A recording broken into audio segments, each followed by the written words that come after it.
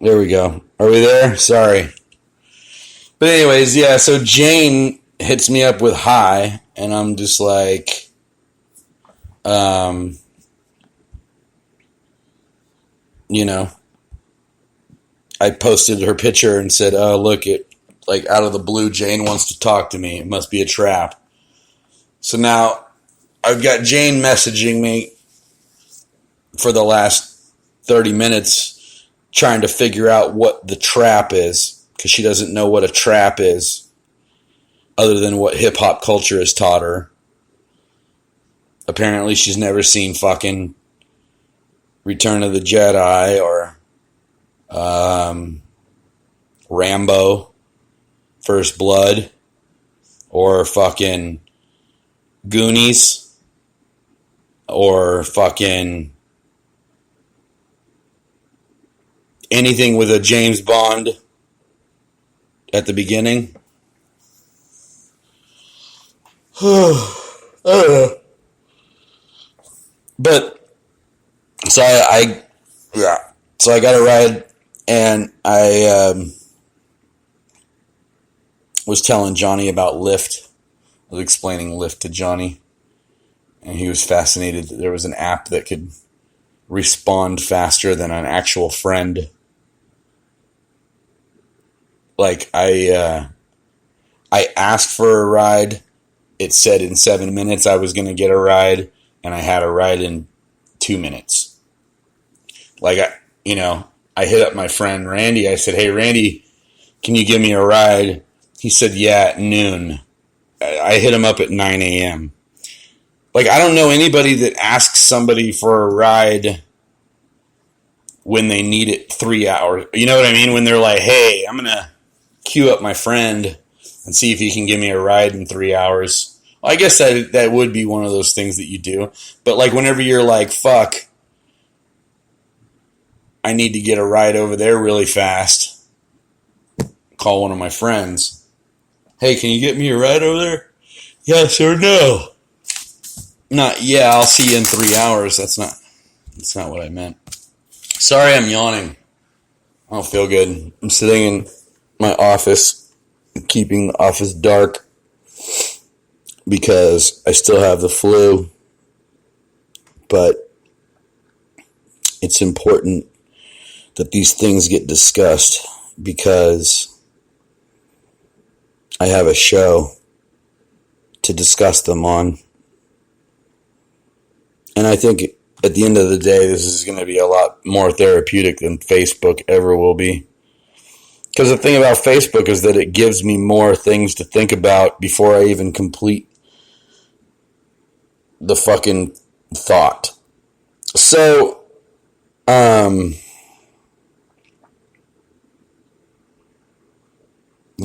3-day weekends are always fucking chaos if you work at a bar on a Sunday night. I host a karaoke show where I talk shit to people. I take them down a couple pegs. I roast them. I gouge them. The whole thing is that, like I was just telling Johnny, you know, when karaoke first came out, people would take these big books and they'd go walk over to their table with their friends, and then them and their friends would look through the books and find songs. And there wasn't very many songs. When I say big books, back in the day of karaoke, you had to carry CDs around with you.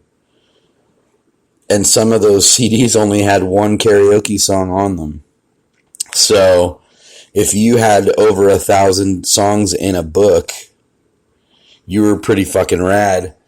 I ended up buying catalogs that had 400 per book, and it had like everything. It had a lot of songs that didn't matter. And as it would be, each chapter had some repeats. It's like they ran out of fucking songs. Instead of just giving you new songs with each chapter, they regurgitate some of the songs. Maybe so that you have backups of the really popular songs. That would be one stipulation as to why they would do that.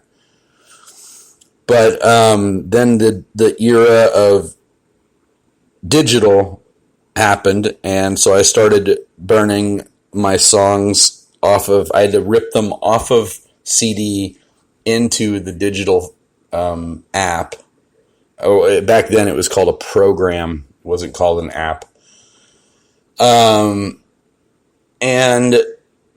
they would never, they came through all glitchy and they fucking whatever. But now with the invent of YouTube and karaoke channel and everything else, like there's a lot of avenues for karaoke. So you can pretty much do karaoke at your house. I don't really need to see you at my show. You can just fucking stay home and sing that one fucking song all fucking day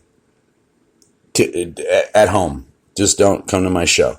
But the thing is the reason people do come to my show either is A, they think it's a regular karaoke show, and so they come, and then they love it or they hate it.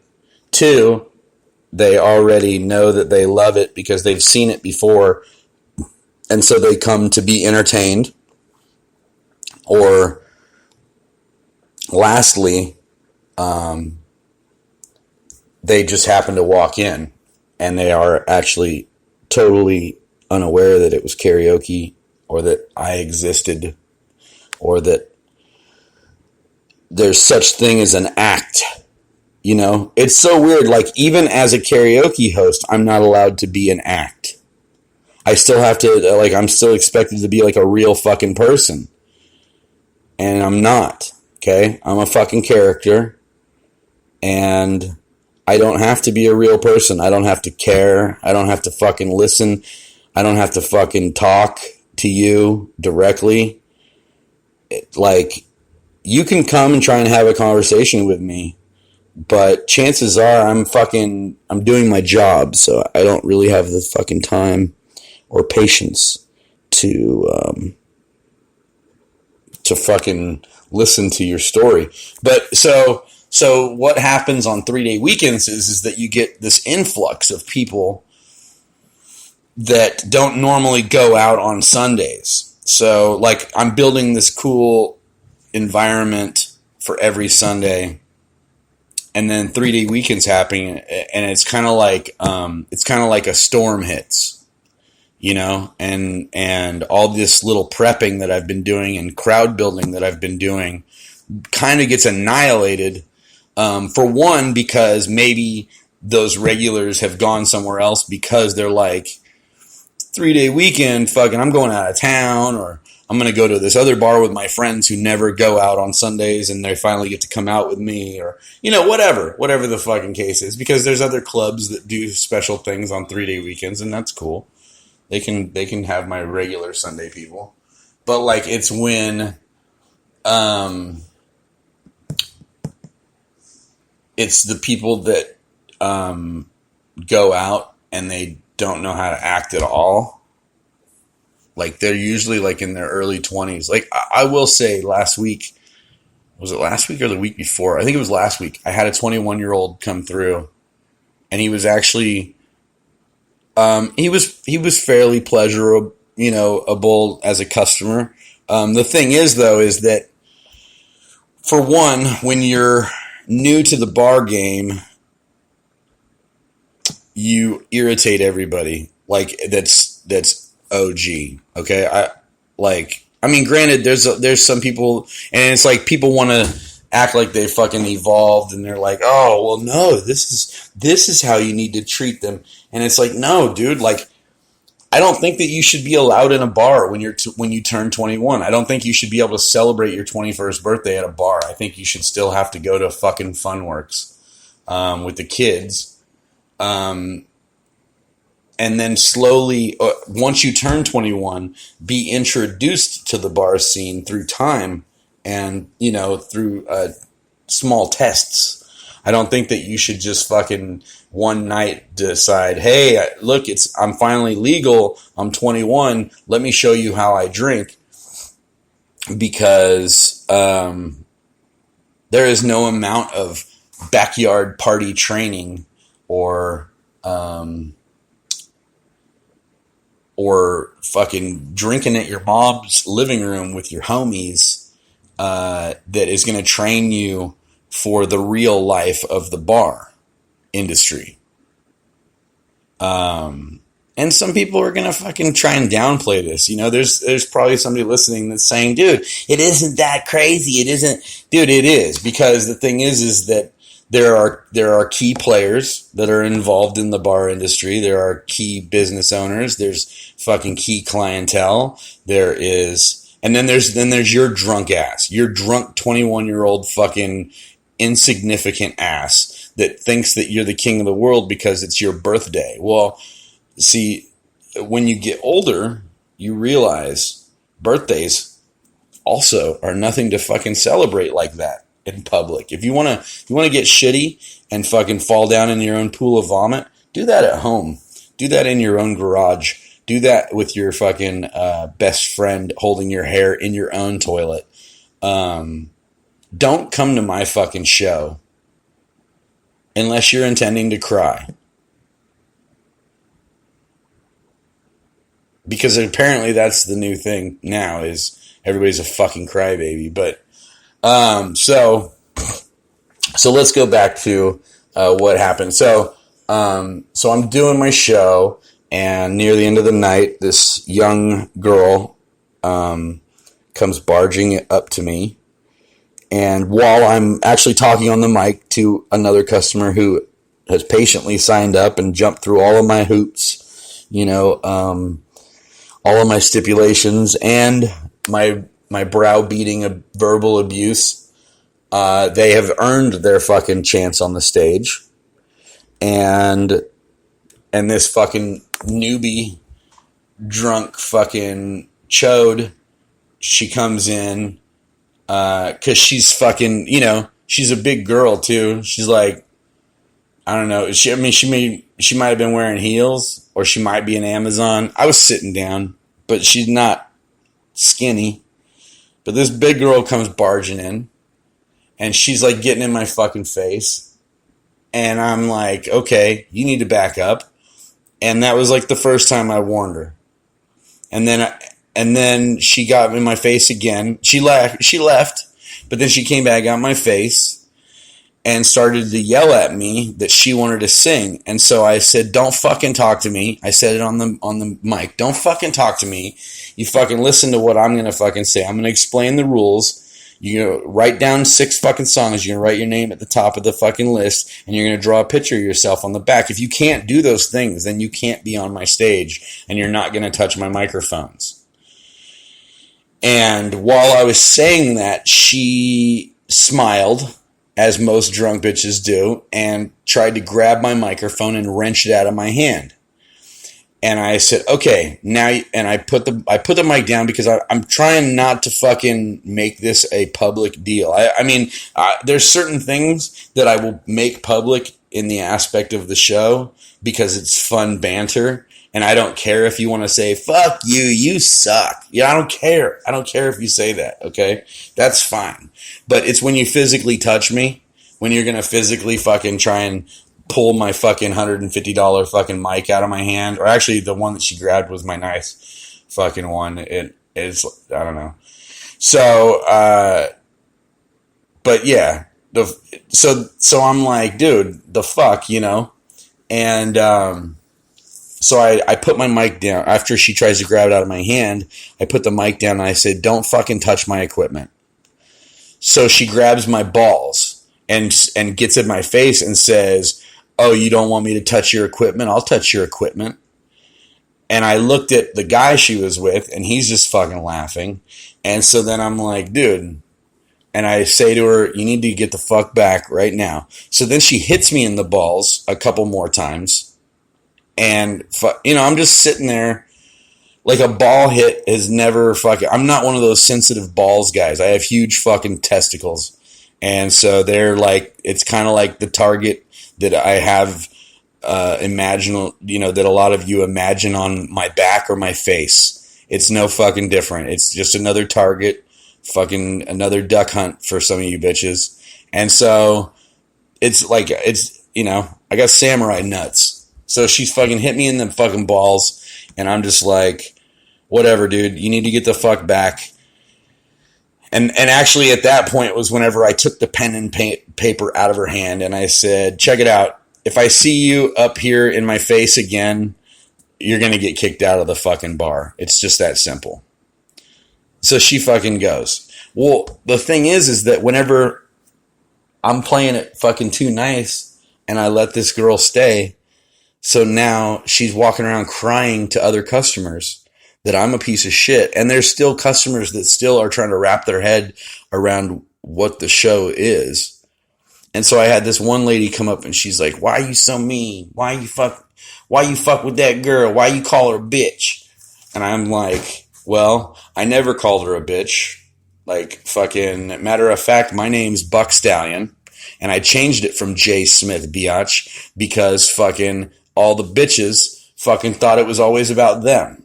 So I didn't call her a bitch, but she might think she's a bitch or she might know she's a bitch. And so that's why she fucking feels all weird about the word bitch whenever it was never even said. She just fucking, she heard it in her mind's eye whenever I told her to get the fuck out of my face. Know what I mean? So this goes on for the rest of the fucking night. I got 3 people trying to tell me to fucking let this bitch sing.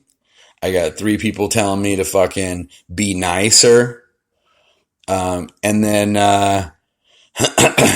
and, you know, bouncer's not kicking anybody out though. You know, everybody still gets to hang out and drink and fucking treat me like shit. But, you know, I'm sober. So fucking, you know, it's not that fun. It's not that fun being a fucking drunk person's punching bag, especially to a total stranger. But so at the end of the night, though, everybody's like, man, you need to fucking be nicer. You need to fucking this. And why'd you do that to that one girl? And her friends were spending $50 a pop and da da da da da. And, you know, and this is the bartender even. He's like, dude, like, you know, that's my money you're fucking with too.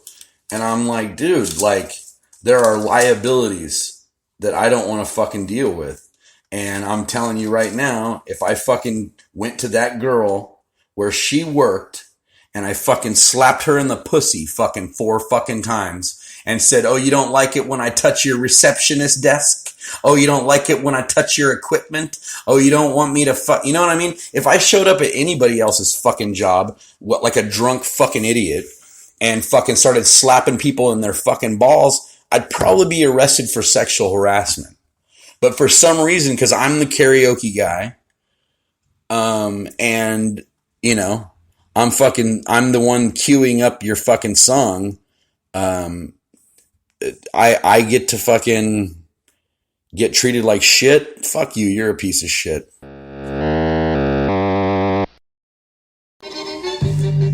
Yeah. When I wake up in the morning, I like to wake and bake. I got to pick up some stuff, I got it on my plate. I'll roll up another joint, I'll smoke another bowl. But every time I run out, I gotta make a call. I call Holistic Center, they are the ones I need. The Green Shop Delivery, that's the need for speed. I don't do dope, but I smoke a lot of weed, bro. Look at me, I'm on the Wake and Bake podcast show. I just made that up.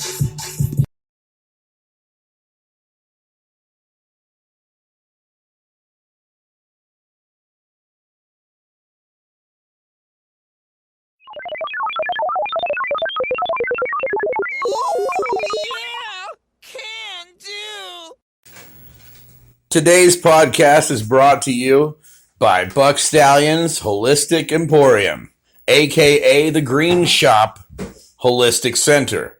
Give them a call at 209-284-3800 and get registered today to get some free gear with your first order. Free? Free, bro. I like free. Who doesn't like free? Free's good. Fucking idiots don't like free shit.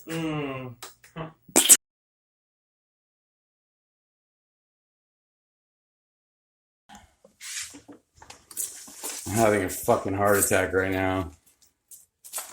I don't know where my vape pen went. I think I lost it again. Always fucking losing that thing. It's like a pen, so it's easy to misplace. Fuck my life, dude. It's because my Lyft driver showed up too fast.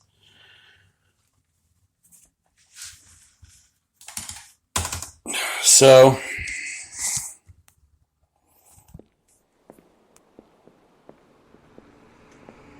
come on, dude, you gotta hang out. You gotta have another I drink.